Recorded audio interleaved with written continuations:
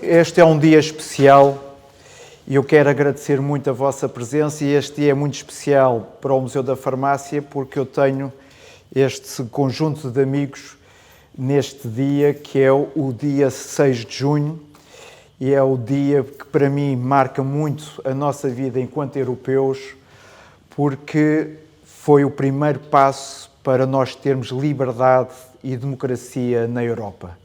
E esta liberdade e esta democracia europeia foi criada com sangue, com dor, lágrimas, por muitos jovens, rapazes e raparigas que neste dia não ficaram, e agora vou utilizar uma expressão atual, não ficaram no sofá e estiveram exatamente na linha da frente para hoje nós estarmos aqui e eu poder usar este bigode monárquico e não apenas um bigode igual a Adolf Hitler. Isto é também um momento importante para mim, porque eu estive a fazer as contas e há 50 anos, por esta altura, este rapaz de 9 anos decidiu que devia ir o caminho pela história. E eu hoje consigo aliar na minha vida profissional não só as peças, o património histórico, mas também poder tocar na história ao vivo e poder ouvir esta história ao vivo. E é esta partilha que nós desejamos que acontecesse, porque este vosso museu também tem peças da Segunda Guerra Mundial. Muitas pessoas perguntam, mas porquê, João, esse fascínio pela Segunda Guerra Mundial? Com 59 anos, e para aqueles que têm mais ou menos a minha idade, a Segunda Guerra Mundial não estava muito longe. E nós somos uma geração que em Portugal sempre ouvimos, sempre assistimos essa história. Ou por livros, ou por revistas, ou por muitos documentários. Mas na minha vida tive algo diferente. A minha irmã casou com um cidadão inglês e eu com 9 anos passei a viver e a sentir o que era a Segunda Guerra Mundial com relatos, porque os 3 tios estiveram na Segunda Guerra Mundial e eu ouvi todas as suas histórias. Desde a guerra do Norte da África, a Monte Casino, mas também ao dia D.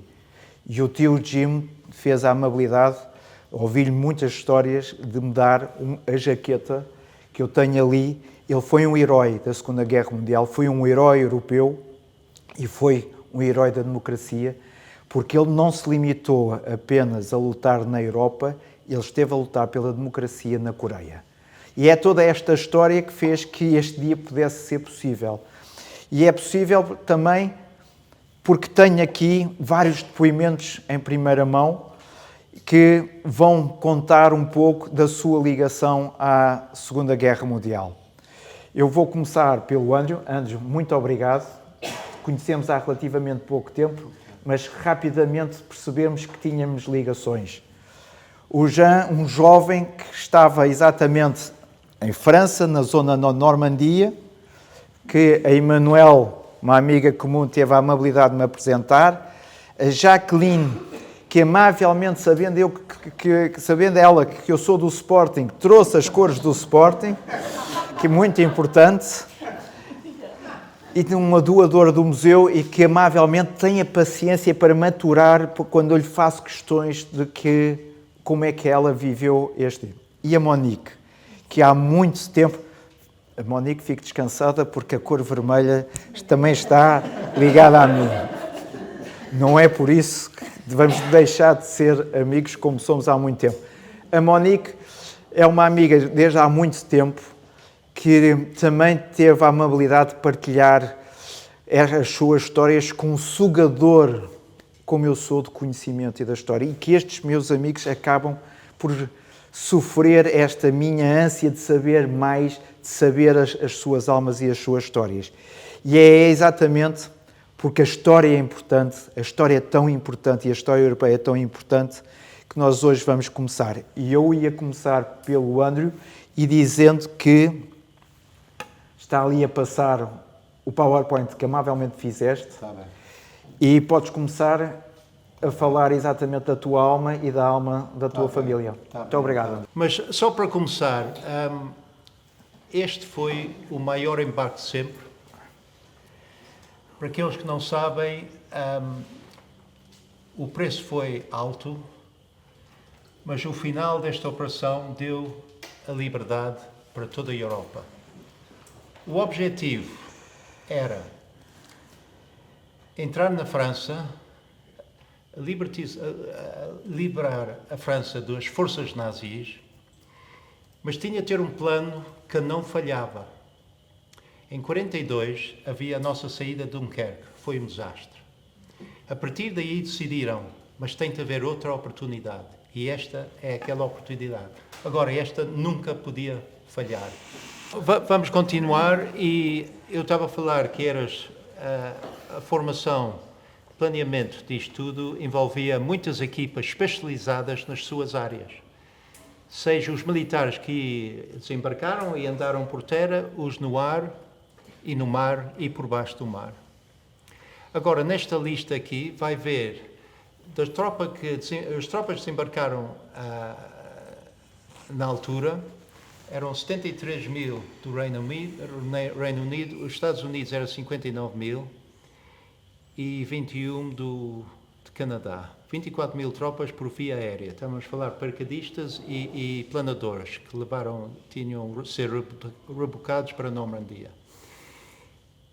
Envolvidos eram 7 mil navios, e é difícil saber bem este número, mas 4 mil navios de desembarque, e alguns deles, navios, eram grandes e levaram navios de desembarque em cima do convés, e depois, quando chegavam perto, puseram aqueles na água.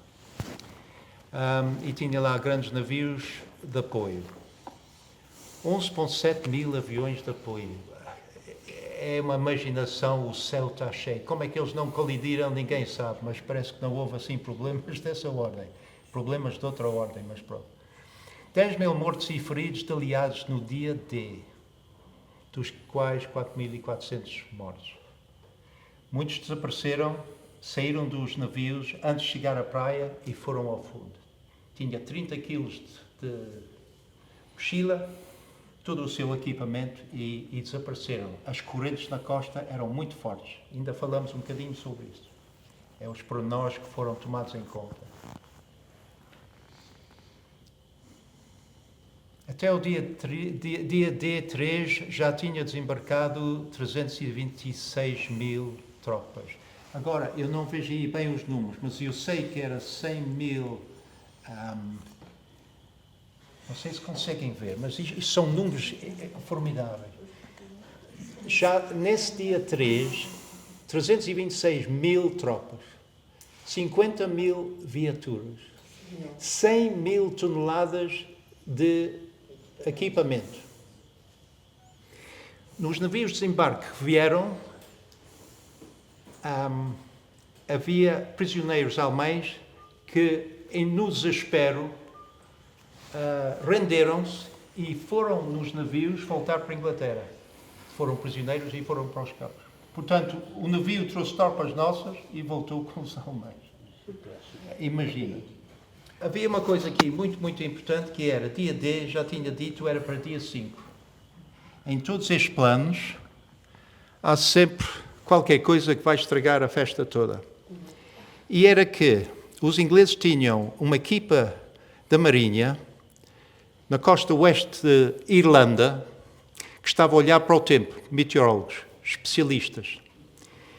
O dia D foi escolhido porque era a maré cheia e era uma maré forte.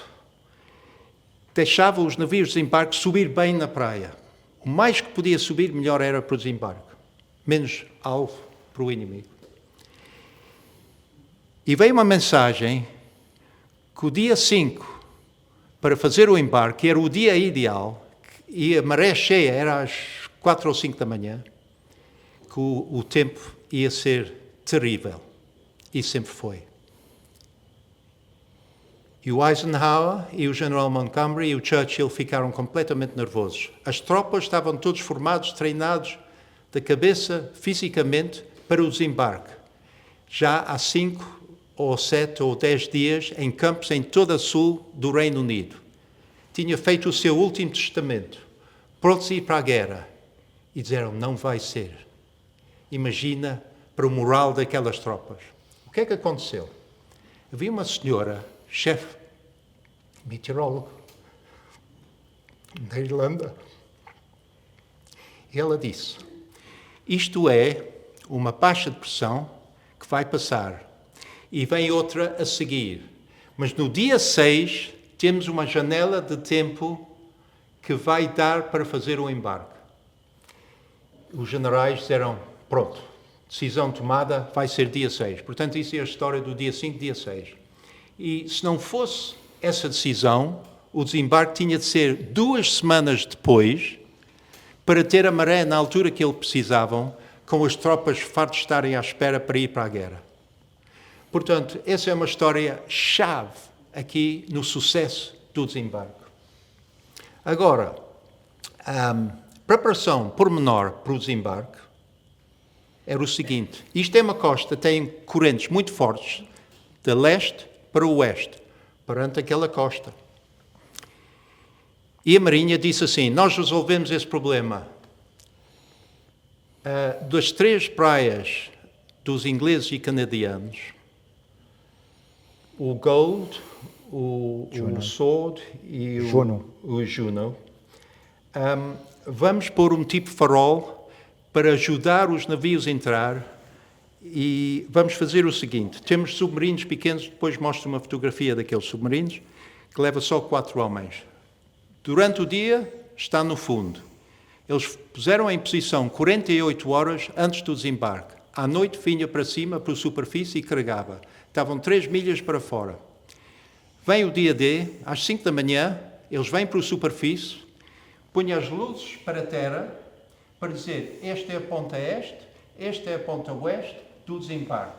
E todos os navios que vinham para as praias sabiam que tínhamos de entrar naquelas linhas. E era muito importante por causa do corrente, senão levava o corrente mais para o oeste. Ao mesmo tempo, durante essa noite, havia caça-minas, os navios, feito de madeira, para não ser afetados pelas as minas magnéticas, limpar os caminhos dos navios que vinham do Reino Unido, todo o sul do Reino Unido, para a Normandia. Antes disto tudo, 2 semanas ou mais antes, houve uns nadadores que foram por submarino, uns daqueles submarinos pequenos, e eram nadadores, não eram homens-rãs. E quando era maré cheia, foram até as praias e traziam com eles tubos de metal à volta de 2 metros de comprimento. E puseram na areia, nadaram para a praia, só com as cabeças para cima, não queriam fatos porque isso limitava o movimento que eles tinham, e puseram os tubos dentro da areia para tirar amostra. Tirava aquela amostra no tubo e voltou para a Inglaterra. E era para ver a densidade daquela areia, se aguenta com os soldados a desembarcar, se aguenta com jipes, se a gente aguenta com os tanques. Outra coisa que era, eles já sabiam destes obstáculos, que é mais para tanques, mas é suficiente para arrebentar com o navio que queria passar por cima. Mas havia outra obstrução, que vai ver aqui de um bocadinho numa fotografia, tinha a volta de 3 metros de altura. A Maki, que era resistência na França, tinha tirado na maré baixa fotografias daqueles obstáculos, que era ferro, pesava 2,5 toneladas e cada um tinha uma bomba em cima, que é um antitanque, chamava-se um telamine. Só tocavam-me assim, rebentava a bomba. O barco ia ao fundo, tapava a entrada para a praia. Portanto, está a ver a importância de tirar estes obstáculos todos. O que há mais da preparação? Eu acho que isso é... Se eu lembro mais alguma coisa, porque a preparação nisto tudo, está a ver o pormenor que eles foram, que é tão importante. Agora, se nós vamos entrar aqui no desembarque em si, pronto, às 5h30 da manhã, vêm os navios de guerra lá fora lançar todo o seu armamento. Eles estavam uma série de navios grandes que lançava e bombardearam terra para 20 milhas para dentro da Normandia. Isso era o primeiro som que os residentes iam ouvir. Isso é para cobrir o desembarque que vinha às 6:30 da manhã. Alguns daqueles navios, o que é que eles fizeram? Para conseguir mandar as suas, como é que chama? O shell, não é? As balas, ou como é que é? Mas aquilo era uma coisa enorme. Era canhões de 15 e 16 polegadas. E tinha alcance de 20 milhas. Eles, nos navios, bombaram, o seu combustível tudo para um lado do navio, para o navio estar assim torto, e depois a bala, ou o que se chama, desculpe, eu não sei, o meu português não tem, o shell, ia para mais longe para dentro. Portanto, isso foi o primeiro bombardeamento. Os aviões também estavam a bombardear daquela distância para dentro, junto aí à praia. Às 6:30, começou os desembarques, e os barcos vinham aquela onda dos 7.000 barcos.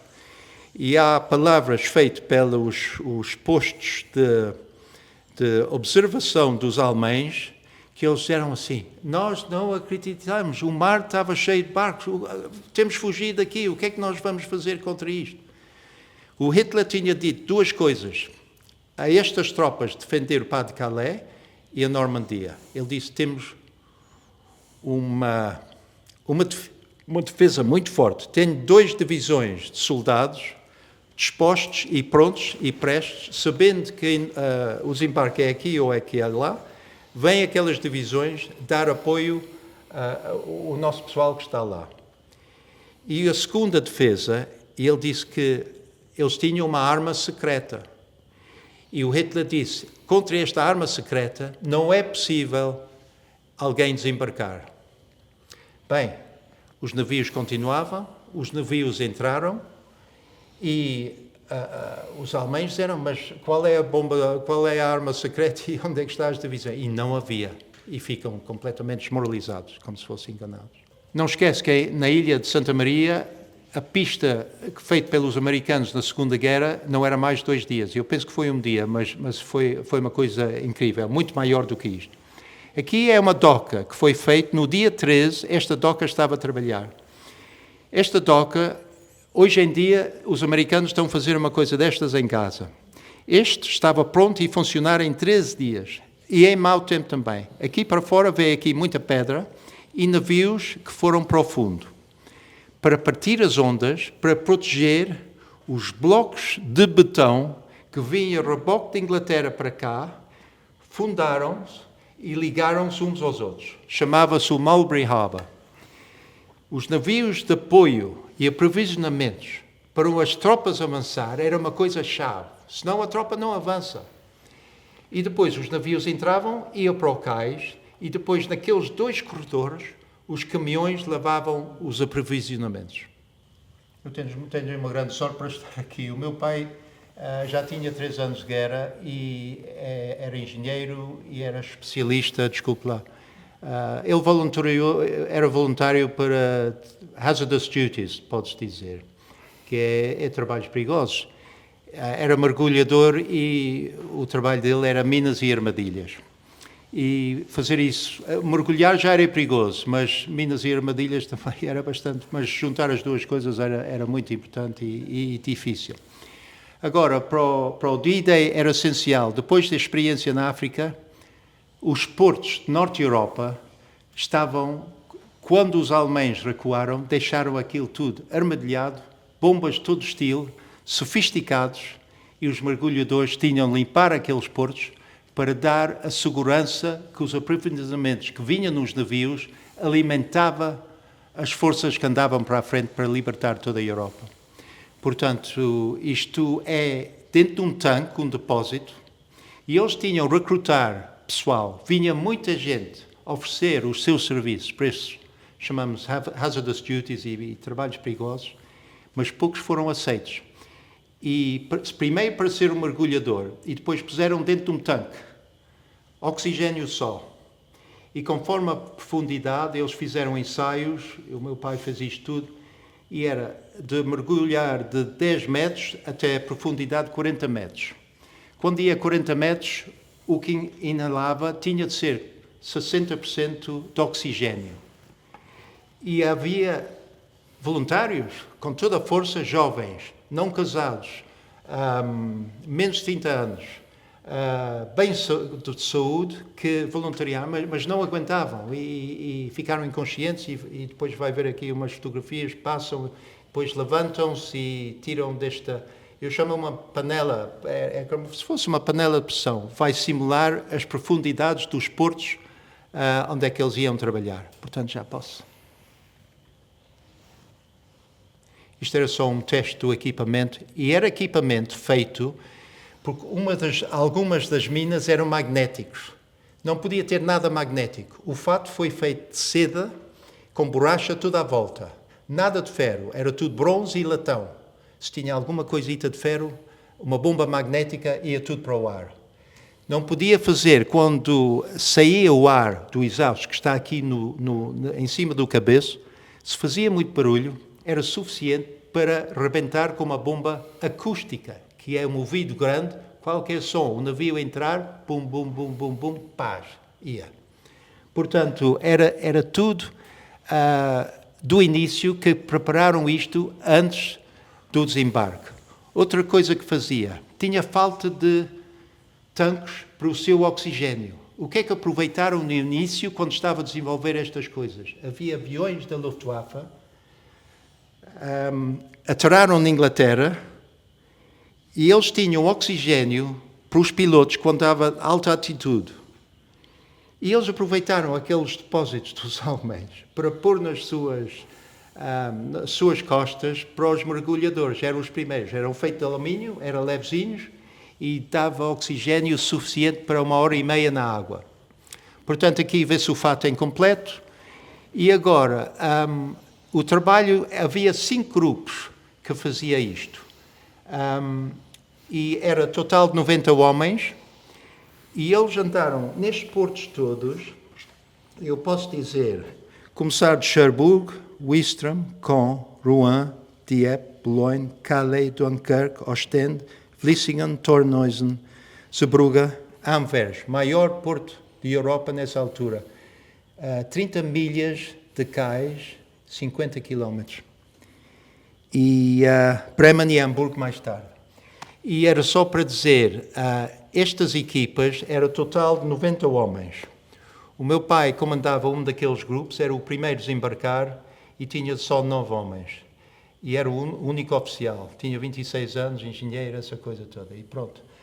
Ele foi para Ouistreham e tinha de desminar a doca em Ouistreham e o canal todo até Caen. Caen tinha grande resistência dos alemães, mas caiu depois, foi um mês depois, e Caen era importante porque era o caminho até Paris. Mas pronto, defendiam bem. Mas os aliados conseguiram. Estes mergulhadores fizeram estes portos todos até Bremen e Hamburgo. E só completaram aquilo foi em março de 1946. Às vezes em lama, às vezes estava aqui em lama até aqui, não se via nada no fundo.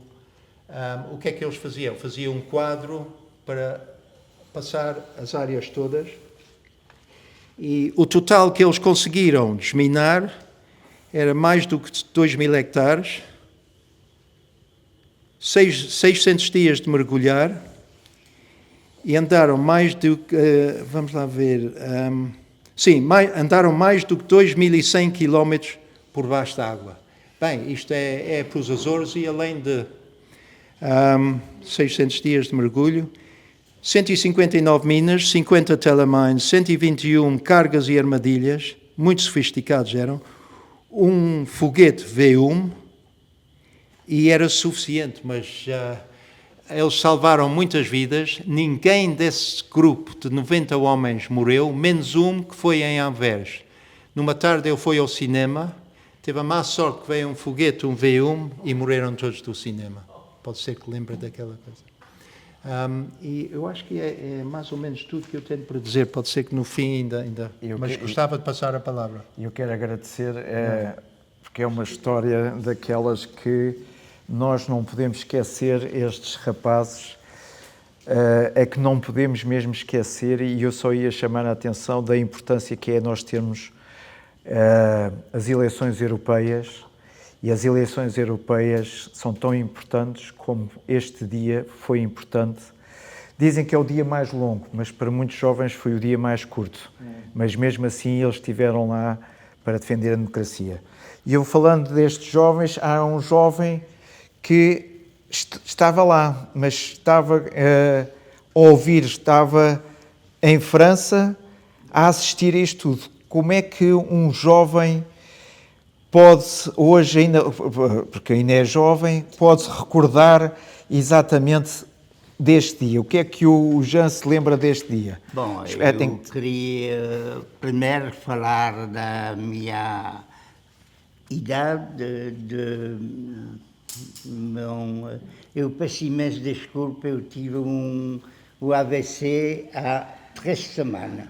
Eu tinha um pequeno problema de fala, mas vamos tentar resolver o problema. Ora bem, eu me lembro como se fosse hoje, tinha 9 anos quando rebentou a guerra. E quando eles acabou, pelo menos no que diz respeito à invasão da Normandie, etc., acabou em 45. Ora bem, foram anos muito complicados. Passei fome, muito fome, durante 2 anos. Pois evidentemente que eu estou-me a referir à ocupação da Alemanha na minha terra, não é? Eu me lembro, durante 2 anos, comia beterraba amarela e carota na minha cantina. Durante 2 anos, passei fome. E os meus colegas, a mesma coisa, evidentemente. 2 anos, pusemos a agricultura en fim, havia batata, etc. Recomemos a ter uma vida de alimentação razoável para o jovem, entre aspas. Ora bem, vamos repetir da guerra, evidentemente, são coisas que não esqueces. Ninguém esquece. Na minha mente, os meus genros da juventude não podem se esquecer. Ora bem, eu sou disposto a responder à resposta, mas o meu colega teve uma pormenor extraordinário do que nós tivemos há pouco tempo, não é? Podia contar coisas pequenas, engraçadas, outras menos, etc. Mas, pronto, falamos da fome, pronto, vamos deixar a parte da fome agora. Bom. Mas naquele dia 6 de junho, onde é que o Jean estava? E o que é que sentiu nesse dia? Estava a 40 quilómetros do ponte do embarque. Portanto, eu vi os primeiros canhões marina, portanto, nestes 40 quilómetros eram suficientes, os ventos estavam portados, talvez, favoravelmente, eu vi o canhão. Né? Portanto, isso era a premissa do desembarque. Nós, por exemplo, estávamos completamente esperançados deste desembarque. Há 2 anos estávamos esperançados disso. Portanto, foi uma coisa extraordinária, cheia de joia, pronto, era extraordinário. Pronto. demorou muito tempo, infelizmente, nos 25 do 20 ou 25 foi dramático, a gente estava a pensar que os nossos aliados iam ser apanhados, etc., que felizmente ultrapassou. Depois da baía de Falaise, isso foi o suficiente para trocar imediatamente a situação da guerra nessa altura. Bom, nós falamos há pouco dos militares, dos rapazes que morreram, etc. A gente se esquece os vítimas da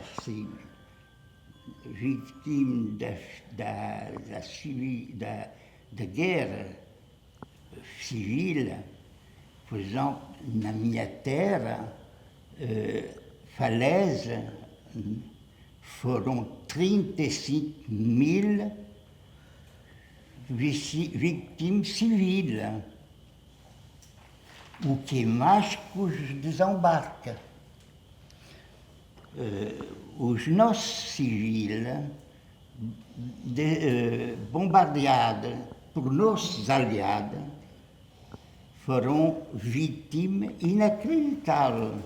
Até para as vítimas da França, no que diz respeito, foram 970.000 civis.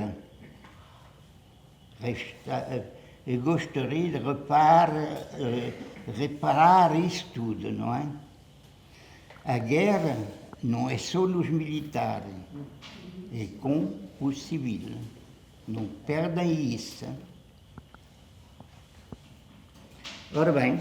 E qual foi a sua sensação quando viu um soldado aliado ao pé da sua... Primeira coisa, pedi o chocolate. Ora então. Eu fiquei... havia um enorme... na minha zona, uns canadianos. E na jugular do casco, eu fiquei completamente parmada. Vi Leblanc, bom, mas era um canadiano, né? Eu vi outro nome assim, mas caralho, coisas... É preciso julgar dos 9 anos do jovem, não é? Não, eu só estou a segurar a mão só por causa do chocolate. É só por causa do chocolate. Eu peço imenso da minha... Não, está tudo bem já. Eu estou disposto a responder à resposta. Mas eu agora ia passar, vou aproveitar o chocolate. Está bem. Vou aproveitar o chocolate e vou passar aqui à Jacqueline. Portanto, o nosso amigo, o Jean, foi sentir exatamente o barulho dos canhões e esses barulhos eram a esperança. A Jacqueline foi, meses mais tarde, sentiu a libertação de uma cidade. É. Então, como é que uma jovem criança... Para mais tarde, porque tudo o que aconteceu do DD, eu sou belga. Vivíamos no norte de Bruxelas, havia lá no atual estado do Ezel, eram todos os tanques alemãos, e na parte onde fica agora o Atomium, eram os prédios da Expo de 35, e lá toda a manutenção alemã. Por isso, muitas vezes, tínhamos os ingleses a vir bombardear para poder destruir tudo isso. Mais tarde mostrarei mesmo uma pequena prova, porque foi um avião inglês a cair perto de nós, numa parte do campo, e vou explicar depois o que aconteceu. Mas as notícias de tudo isso eram totalmente secreto. Tínhamos uma pequena rádio escondida em muitas almofadas, porque ninguém podia saber disso, e pom, aqui em Londres, os franceses falam franceses, era o general de Gaulle que falava, mas E todo escondido, mesmo vizinhos mais maiores não podiam saber. Né? Bom, que assim tivemos, e vou aproximar-me do João, tivemos de esperar o dia 4 de setembro. O regimento do Gulfstream Guards foi e veio a Bruxelas para nos libertar. Ouvimos muito barulho, primeiro tiros e tudo, bombas e tudo, e depois uma forma de alegria que nos surpreendeu. Bom, finalmente eram os ingleses que subiam a avenida. Naturalmente, toda a rua, os vizinhos, corremos todos até a caminhada lá de todos os tanques ingleses desta vez. E fomos a agradecer, etc., com entusiasmo. Eu tinha 9 anos, estava lá, bom, e falei, bom. E houve um soldado inglês que passa, que me vê assim, e que faço, e dá-me um chocolate. Eu também.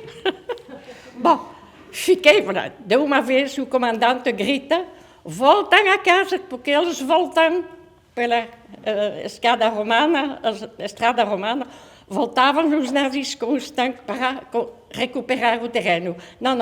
Bom, foi tudo bom. Abandono um pouco. Agora que vivo em Portugal, comecei a passar, depois de trabalhar,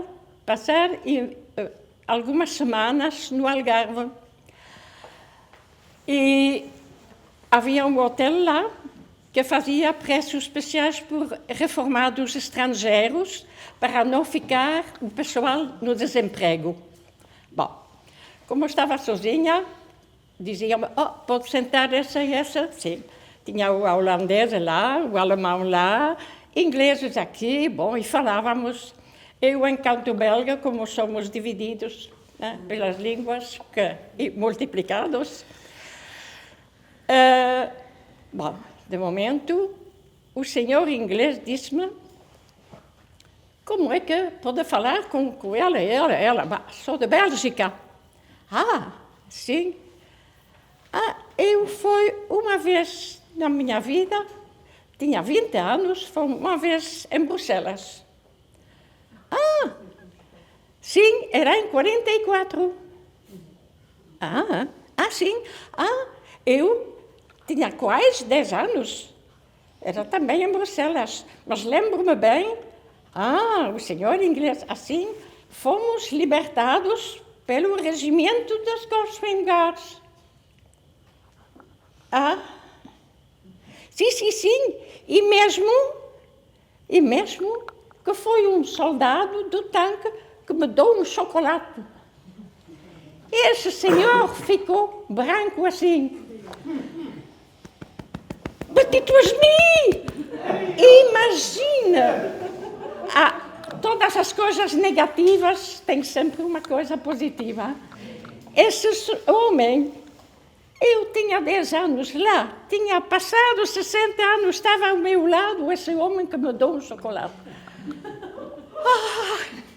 Estava encantado e ela estava... o senhor é o meu libertador. Né? Bom. A semana depois, o fim de semana, veio uma menina. Desculpa, senhora. E a senhora que me chama o meu pai libertador não acreditava. Ela tinha vindo de Londres para ver a senhora que tinha recebido o chocolate do pai. Foi uma maravilha. Agora volto ao setembro. Falei do avião que foi abatido. Havia uma mercearia e esse homem era muito calmo, não falava muito. E depois só soubemos que ele escondeu o aviador na cave dele durante muito tempo. E as crianças do bairro receberam isso, que era uma cruz feita com os pedaços do avião, do vidro, do plexiglas, do avião abatido. E foi realmente, assim, mesmo nas negativas, há só sempre o pequeno elemento positivo que faz reviver. Assim, só a história da Belga. Tivemos, naturalmente, para conhecer toda essa felicidade, tivemos de esperar o 4 de setembro. Espessura do plexiglas. Sim. Mas eu queria só antes de passar à Monique, há bocado falar, porque nós em Portugal, apesar de toda esta informação que nós temos sobre a Segunda Guerra Mundial, eu tenho aqui, nunca sentimos o que era viver sob um país ocupado por uma potência estrangeira. É verdade. Como é que uma criança que é um ser livre, que não tem aquelas barreiras políticas, como é que vocês sentiam, como é que viviam sobre uma ocupação? Sentiam essa ocupação diariamente ou via mesmo a família punha muitos obstáculos, muitas mordaças na vossa boca? Como é que era a vossa vida enquanto criança num país ocupado? Os pais tentavam de aliviar o máximo possível o ambiente, porque não se podia contar nada, tínhamos de cuidar com os bombardeamentos e tudo. Mas já também pensei, lembro-me da maneira que eu fiz. Foi um dia, como havia todos os alemães a circular lá, de uniforme, etc. E um dia, mas isso pensei depois, mas aconteceu que um soldado estava numa loja, entrei numa loja com uma mãe, não havia muito, era só para um lápis ou uma coisa pequena. E ele vem perto, apanha-me, vem assim e levanta-me assim. Desculpa, a mãe estava com medo, vão pensar que somos amigos e tudo. A mãe tinha medo, hein? E finalmente ele diz à minha mãe, tenho a mesmo lá, no fundo. Imagina, a guerra é sempre, guerras militares e tudo, mas somos todos de lado e do outro, somos humanos e temos o coração e um pai que seja inimiga ou amigo, é igual. E são coisas que depois pensei a analisar. Bom, estamos lá frente a alguém e finalmente ela está quase a chorar porque me vê na mesma idade do que a filha dele. Mas o resto não podíamos falar, não podíamos... Pois essa história do pom, nada disso nunca disser ao vizinho que está a ouvir isso, porque regularmente vinham os SS com grande assim, manta de ciré, como se chama, tu vizinho, são estúpido, mas o menino pode dizer, sim, ela canta, ela ria sempre porque ela ouve tão pum. 3 dias depois estava lá a Gestapo, eram perigos que os pais tentavam aliviar, mas de toda maneira, lembro-me que um dia podia ir, havia uma quinta, precisamente no lugar onde caiu o avião, havia uma quinta. As mães que tinham um filho de menos de 12 anos podia de vez em quando ir buscar leite, 1 quarto de leite. E às vezes vinha um nazi a dizer, não, preciso de leite, e levava tudo e perdíamos. Era, como dizia o Jean, a forma que os pais tentavam de nos proteger disso, mas não era sempre possível. Não, assim, mas sobrevivemos. Sim, senhora. Monique. A Monique... Uma experiência diferente. Nós já sabemos que o Jean e a Jacqueline vieram para Portugal mais recentemente. Como é que a Monique chega até Portugal? Bom, primeiro quero dizer que o 6 de junho para mim é um dia de alegria E lembro-me, cada ano, já há 80 anos que eu lembro deste dia. Como é que viemos a Portugal? Bom, eu sou judia e tivemos os alemães em casa para nos levar para os campos de concentração. Os alemães entraram em casa, tiraram comigo e o meu irmão sobre o patamar e começaram a falar ao meu pai, a falar alemão.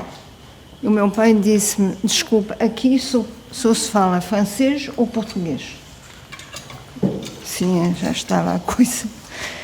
E os meus pais estavam com medo porque debaixo havia uma estátua e debaixo daí havia uns documentos com os nomes diferentes, feitos, umas cartas de identidade, feitos pela resistência, porque o meu nome é mesmo judeu.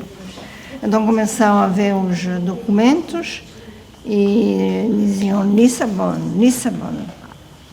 E porque os meus pais tinham vindo a Portugal em 41, de 41 a 42, e aí o meu pai tinha refeito todos os documentos. Porque a minha família é mesmo de origem portuguesa, fomos, como é que se diz, tivemos que nos exilar no século XVI e desde então guardamos a nacionalidade através de 4 séculos. E então havia lá nessa altura o ministro plenipotenciário em Vichy, que é o José Carlos da Mata. E depois que os alemães vieram à nossa casa, o meu pai foi a Vichy contar e o ministro disse, olha, não se preocupem, quando estou aqui não há problemas. E depois de Lisboa organizaram uma viagem para alguns judeus de origem portuguesa para voltar para Portugal. E isto foi organizado, chegamos aqui, regressamos no dia 10 de outubro de 43. E fomos postos pelo governo português em Corria. E a viagem foi terrível. Não me lembro quantos dias é que foi, mas só sei que à noite parava-se numas estações sobre uma via de garagem e os pais estavam sempre com receio que o comboio seguisse para a Alemanha em vez de vir para Portugal. Então, finalmente chegamos em Corria à noite, isso lembro muito bem, e a alegria que havia quando entramos no Hotel Palácio, a uma grande avenida, e estávamos todos muito, muito felizes. Mas o meu pai não quis ficar em Corria, achava que ele era português e que não devia ser considerado um refugiado, foi logo para Lisboa. Bom, mas a minha experiência com os alemães é bem diferente e os meus pais faziam tudo, mas transmitiam uma ansiedade que depois os alemães vinham 2 vezes em casa e não sabiam como nos explicar que não devíamos falar, nem era complicado. E pronto, foi assim. E quando eu passo na região de Corria, sem saber, eu sinto uma certa alegria, reconheço as paisagens. Pronto, foi assim, tivemos sorte. Mas, Monique, nessa viagem, uma viagem com poucas condições, como é que vocês prepararam essa viagem? Era cada família por si ou existia alguma organização para vos apoiar nessa viagem? Não me lembro isso, não me lembro. Só sei que éramos, acho, uns 60, talvez, quase todos da minha família. Havia Benvenise de Botton, e não sei quem, enfim, muitas. Açael, não me lembro a organização. Não me lembro. Só sei que a minha avó tentava nos ajudar a contar contos, nos entreter, brincar, mas não me lembro. Não, estava organizado. Pois. Então, e o dia 6 de junho, quando vocês ouviram o 6 de junho já em Portugal, como é que foi essa sensação? Foi uma sensação de poder voltar outra vez à França ou uma sensação de... Nunca ficamos aqui. Sempre aqui, mas era uma sensação feliz, certamente. Sim. Quando houve o 6 de junho, o meu pai tinha apostado que seria o 5 de junho. Tinha apostado, não sei como é que ele fez o raciocínio, mas ele disse, os aliados tiveram uma défaite em Dunkerque, em junho, conhecendo os americanos, eles vão escolher junho, e ele apostou no 5 de junho. Quando houve o desembarque, de manhã, o meu pai entrou com muita alegria, a dizer que finalmente a guerra tinha dado uma volta e que estava a tomar um bom rumo. Foi muita alegria naquele dia. E agora vou fazer uma última pergunta a todos. Terminou a guerra e isso também significava reencontrar a família. Como é que foi esse reencontro com a família depois de acabar a guerra? Com a minha família? Sim, que eu vou perguntar a todos. Bom, eu tinha aqui os meus pais e a minha avó. Tinha primos. Depois o reencontro não foi nada de especial. Estavam cá na França. Sim, foi alegria, mas os mais cercanos estavam comigo. Estavam cá. Aqui, sim. Jacqueline. Jacqueline. Vai por aqui. Novamente a pergunta. Estar outra vez com liberdade era reencontrar a família. E isso também foi importante para a vossa família poder... Foi muito importante, porque durante toda a guerra, mesmo para ir ver os avós, nós vivíamos em Bruxelas. A família do pai vivia em Tirlemont, que é uma cidade perto de Louvaña, mas tínhamos de receber, para ir visitar a passagem do ano, tínhamos de perguntar um papel, uma autorização da Commandatur. E esperávamos, eu lembro-me bem de me ver no cais lá, a esperar o comboio, e andavam os militares, e se diziam que sim, era bom, podíamos ir, e se diziam que não, sem motivo, podíamos voltar a casa, e bom, os avós era para o ano que vem. Foi naturalmente uma grande alegria que todos podiam... Penso que era a mesma sensação. Lá, quando terminou a guerra, tinha 10 anos, bom, era uma felicidade. Vamos ver os avós.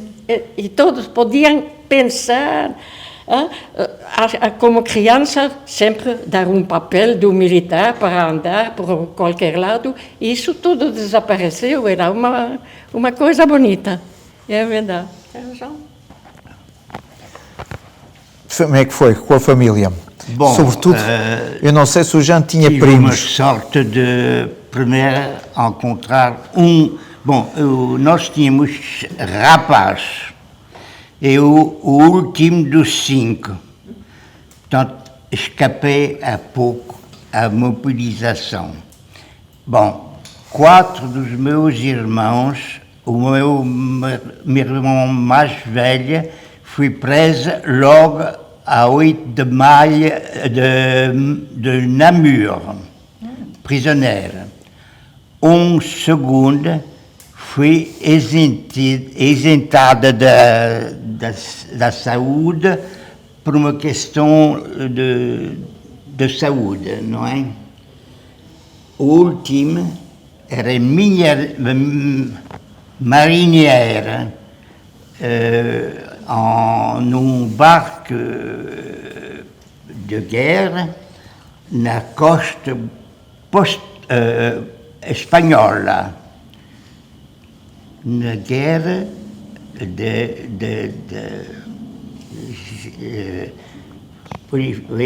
portanto, não, a Marinha Francesa fazia esse petróleo constante Da costa. Exatamente. Ora bem, obrigado pela ajuda. Ora bem, e, portanto, havia uma sorte extraordinária e uma alegria de, pelo menos, saber, depois de 2 meses da cativação do meu irmão, que ele estava prisioneiro na Alemanha, não é? Agora, o resto de tudo, nós acabamos rapidamente de, felizmente, ter noção da situação. Pronto, eu com isso tudo, sozinha, ajudava a minha mãe, dentro do possível, da idade, já começava um jovem, pequeno homem, entre aspas. Pronto, já está tudo dito, ficamos contentes, dentro do possível, de regressar com a família. Isso é o mais importante. Ângelo, o teu pai regressou. Sim, infelizmente, senão não estava cá. Exatamente. E ele foi aqui agora uma pergunta mais difícil. É sempre duro as pessoas que passam pela guerra falar daqueles momentos. O teu pai se falava sobre como é que era? Não, João, era o seguinte, eu acho que isto é típico dos militares. Eles comunicam entre eles e falam, porque eles sabem como é que foi. Enfrentaram as balas e todas as dificuldades. O meu pai era conhecido como um gato com 9 vidas. Eu sei quais são esses e ainda havia mais. E ele nunca falava comigo, eu falava com a mãe um bocadinho. E a minha mãe contava a mim. Mas ele tinha tormentas e tal, e às vezes não dormia bem à noite e não sei o quê. Coisas do passado, e teve isso toda a vida. Morreu com 66 anos, morreu muito novo, e foi a guerra que, pronto, muito tempo em mergulho e tal. Mas todas estas coisas têm o seu preço. Mas o preço era a liberdade, era um objetivo grande, e valia a pena.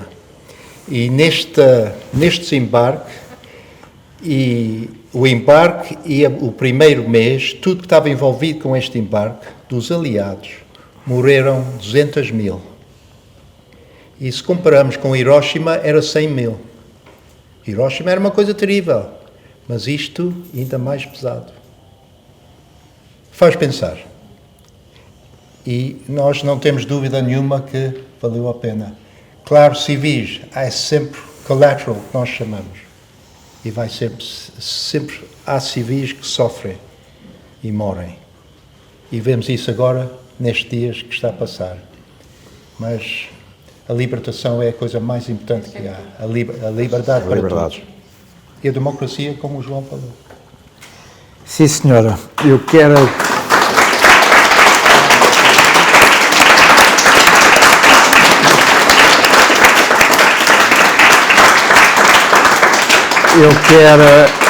agradecer muito a vossa vinda neste dia. Como eu vos disse no princípio, eu tenho a honra de ter-vos como amigos e de poder ouvir as vossas histórias. Eu fui um menino muito mimado, desde os 9 anos, a ouvir estas histórias. Tive essa sorte, tive mesmo muita sorte de poder ouvir o que foi a guerra na primeira pessoa por 3 soldados e isso também sentir, exatamente, peço desculpa, e sentir o que é um país ter que estar a lutar pela liberdade e ter pessoas que todos os dias tinham que fugir das bombas, tinham que levar os filhos, sobretudo da mãe do meu cunhado, que vivia perto de Bagnin Hill, portanto, que eram das zonas mais bombardeadas, o que era ter que sobreviver constantemente sobre quando é que se chegará a liberdade. Não era só a morte, porque a morte essa estava mais garantida, mas era quando seria esse dia do final da Guerra da Liberdade. Portanto, neste dia especial quero agradecer a vocês todos por estarem aqui, por terem partilhado connosco, por terem partilhado mais estas histórias que ficam ali ligadas às peças que nós temos em exposição. Portanto, e a vocês todos, muito obrigado. Vamos fazer agora um intervalo para mudar de painel, para chamar agora os historiadores portugueses, está bem? Mas muito obrigado a todos vocês.